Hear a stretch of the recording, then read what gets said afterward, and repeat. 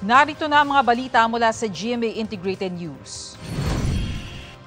Dalawang naiulat na nasawi dahil sa habagat na pinalakas ng bagyong Hana at nagdaang bagyong Guring ayon sa Office of Civil Defense.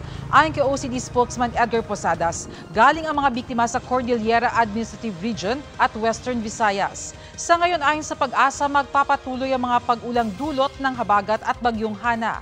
Base sa rainfall forecast ng Metro Weather, hanggang malakas na ulan ang asahan sa halos buong Luzon, maging sa Western Visayas at malaking bahagi ng Mindanao. Halos buong araw ding maulan sa Metro Manila. Narito naman ang iba pang balitang binabantayan ng GMA Integrated News. Batikang broadcaster at kapuso nating si Mike Enriquez, nakatakdang ilibing ngayong araw sa Loyola Memorial Park. First alarm nakataas pa rin sa Marikina River.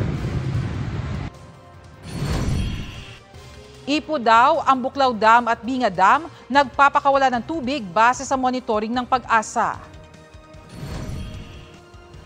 Para sa mas malaking misyon at mas malawak na paglilingkod sa bayan, ako po si Bernadette Reyes ng GMA Integrated News, ang News Authority ng Pilipino.